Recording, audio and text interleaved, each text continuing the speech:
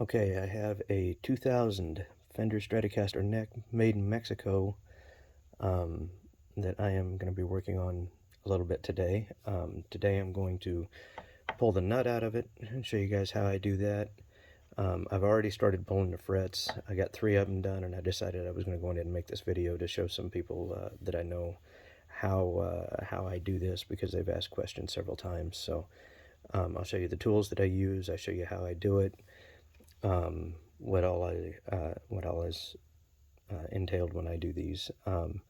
This is actually a really cool neck, so I don't even think I'm going to do a full refinish on it. I think I'm just going to leave it as it is, especially if I can get all of these frets out without doing any damage, more so than what is already done to the finish on it.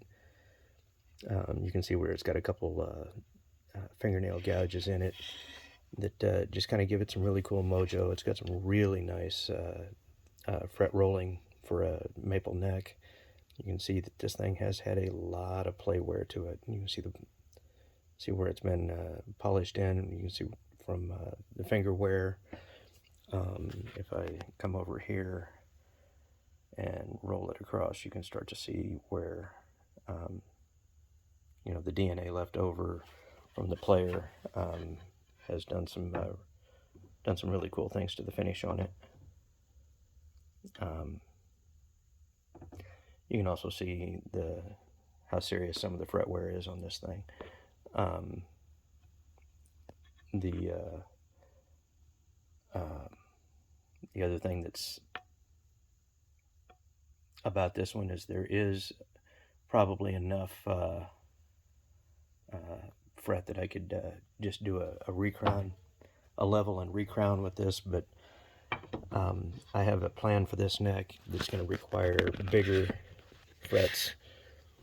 This is probably going to be one for a guitar that I'm going to build for myself. So what we're going to do is, instead of just going on to the next fret here, I'm going to go on ahead and show you how I take the nut off of these, pull the nut without doing any damage to the neck itself. So a lot of people like to big mistake is to try to drive it out the end of it, and when you do that, especially on rosewood boards, you can break the corner of these corner of the board off. Then you either have to do a repair and glue it back in, or if it's not that bad, live with it. But nobody wants to have to do that extra work if they don't have to. So what we'll do is, to take a nut out, I use a sharp X-Acto knife, a piece of maple block, and a small hammer. Sometimes I'll use a puller if I need to. So what I'll do, first things first, I'm going to lock this thing in place.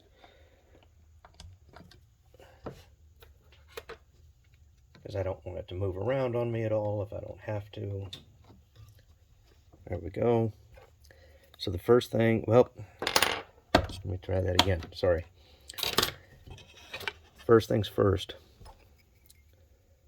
neck, especially a maple neck, gets finished after all of the frets, the nut, the insert, all of that gets put in, so everything's going to be smooth. The idea here is, since all of this is done, we're going to cut the finish around the nut, across each edge, and around the other end of the nut. So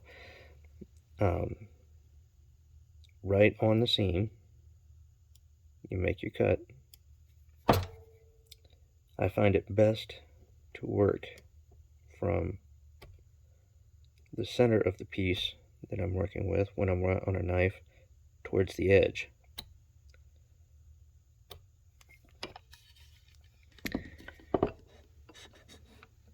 Same thing here. If I can go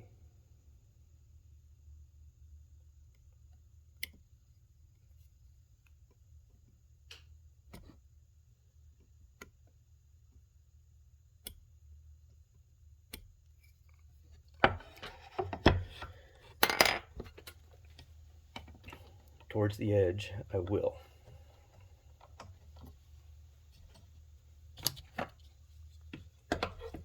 Okay. Let's lock this in back here. Now, I'll cut this direction.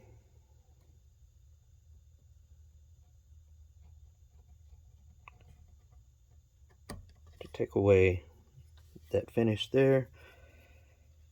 Let's go this way, being careful to stay right on the seam.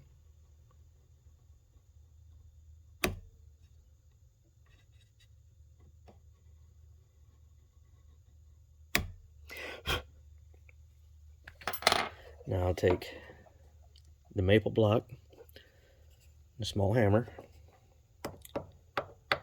put the maple block on the headstock side of the nut, right up against it. Give it a couple good little raps.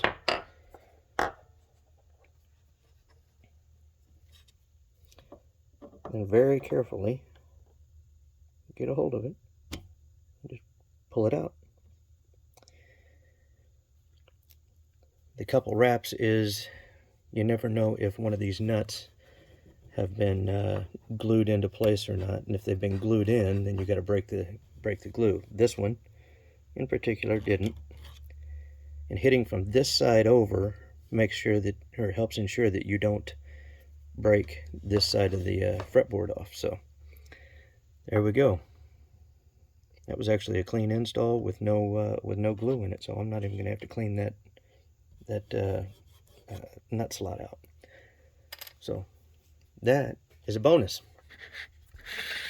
On this side, when we're going to do the frets, again, we're going to have to trim the finish. We'll do this on a couple of these. We'll have to trim the finish.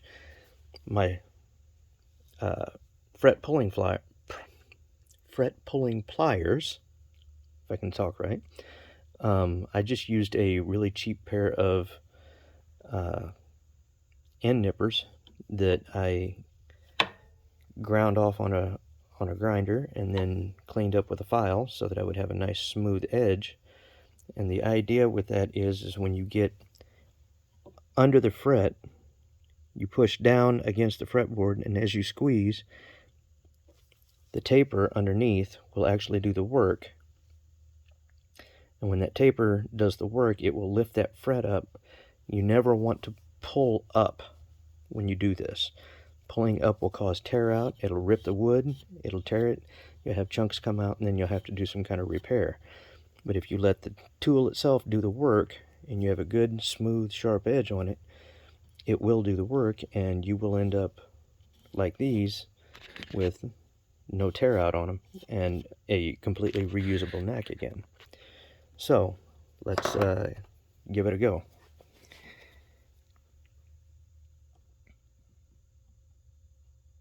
Very carefully, staying in the seam between the two pieces of material, cut the clear coat. I typically like to give it 2 passes, but as long as you get through it, you'll be fine.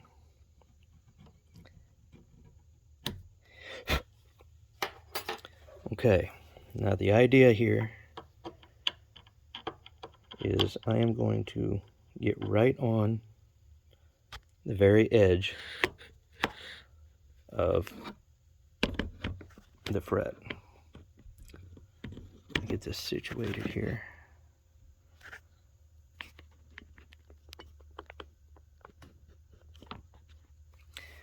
And I'm going to let this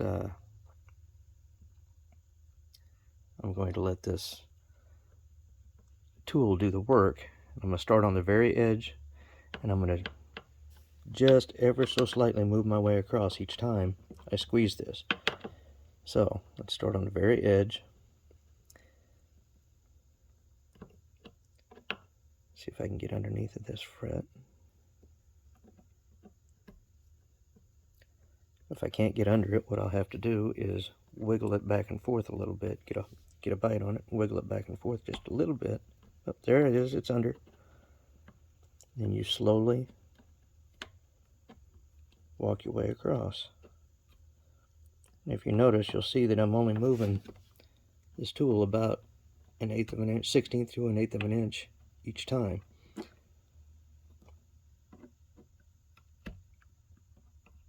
And I am consistently pushing down and letting the tool itself do the work. Lifts it out. There's your fret. There's a clean fret slot. Let's try one more.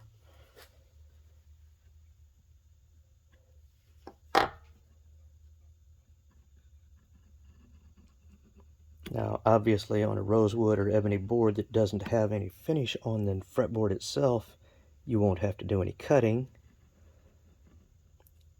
But with ebony, you really have to pay attention and be careful in how you pull your frets. That's why I stress pushing down when you squeeze and letting the tool do the work, because ebony can be very, very brittle.